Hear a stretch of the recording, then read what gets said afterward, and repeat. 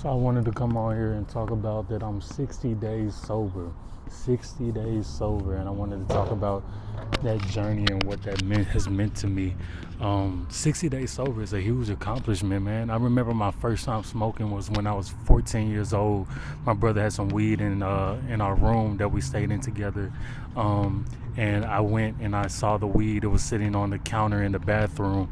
I went in there and when I saw it, I went down to the computer and I looked up how to roll up weed, and I saw that you could roll it up with Bible paper. So I went and got ripped out a piece of Bible paper, and I took that and I rolled up the weed, and I remember I lit it and I inhaled it. I was choking my ass off, and ever since that point, I would try to go and steal some weed from my brother. Like anytime I would go into his drawers, I would steal it. I remember he used to think that my dad was stealing his weed, but I was stealing it. I don't even know if you can say weed on here, but I would be stealing it every single time. Taking it, smoking it, and from that point, I have been smoking. I'm 27 now, so what is that? 13 years, 13 years straight, and I've taken breaks here and there, but for some reason, something just came over me to just stop. At the beginning of December, I was reading this book called The Artist's Way, and I remember this girl had suggested that I do a cleanse because she wanted to have sex with me, but she wanted me to do a cleanse because I smoke. So she gave me these drops to put in my water, and when I got them, I was like, maybe I should stop smoking and drinking while I do this book and I'm doing this cleanse. It might be good for me. So I started on the cleanse, and since that moment, I don't think I'm gonna go back. I don't think you'll ever see me smoking again. I don't have the urge to anymore. My mind is much more clear. I feel more sharper. I feel more relaxed and motivated. And the one thing that I've found since not smoking, my emotions are much more vivid. I feel things much heavier. I'm not sedating myself with weed. And that's the biggest thing. I'm not sedating myself with drugs. I don't have an addictive personality, but I will say that I do indulge in drugs from time to time. In college, I would do like pills, and I would do a lot of psychedelics as well, and that used to get me into a lot of trouble. And what I've realized over time is I was just sedating my feelings. I wasn't allowing my feelings to show up and be. I wouldn't allow my feelings to fully go through the process of healing and recognizing and then going past them. I would just sedate myself and then go into the point of trying to make myself forget. But now, since I've been sober, all these feelings and things that I've been working through have allowed me to see those feelings for what they are and go through the process of healing. So I don't think you'll ever see me go back. I don't think I will go back. I don't think there's a reason to go back. Also, I think once you get to a certain age, if you constantly sedate yourself to a point where you don't go through the process of emotions of the things that you're going through in your life, you'll be battling those battles forever. And that's not something I wanted to do. I want to be able to overcome the problems that I have and move past them. But 60 days, bro, 60 days is big, man.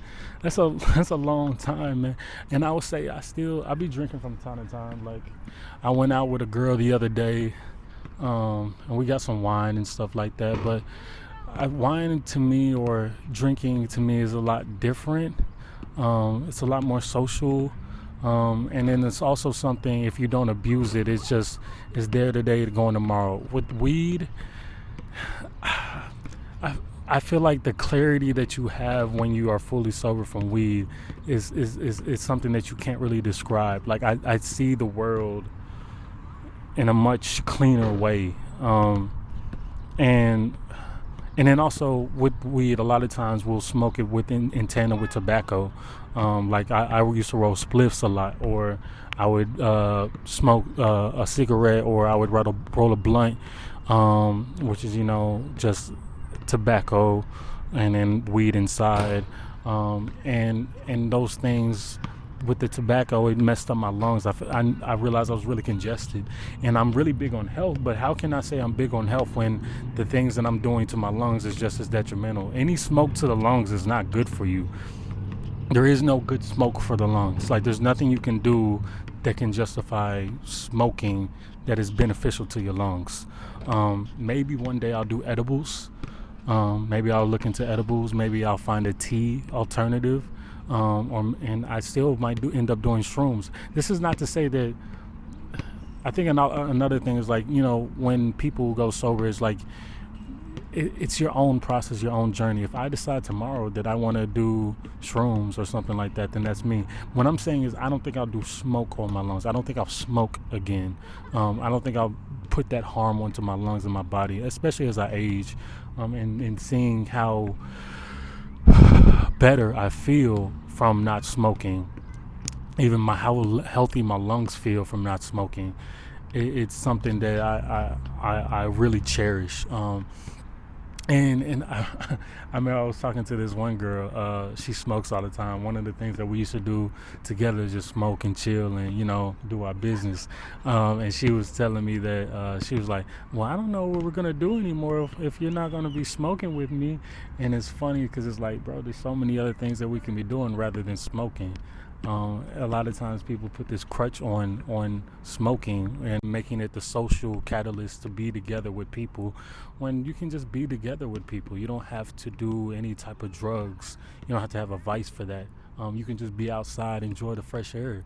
You know what I'm saying? Like, you don't have to opt into a drug to hang out.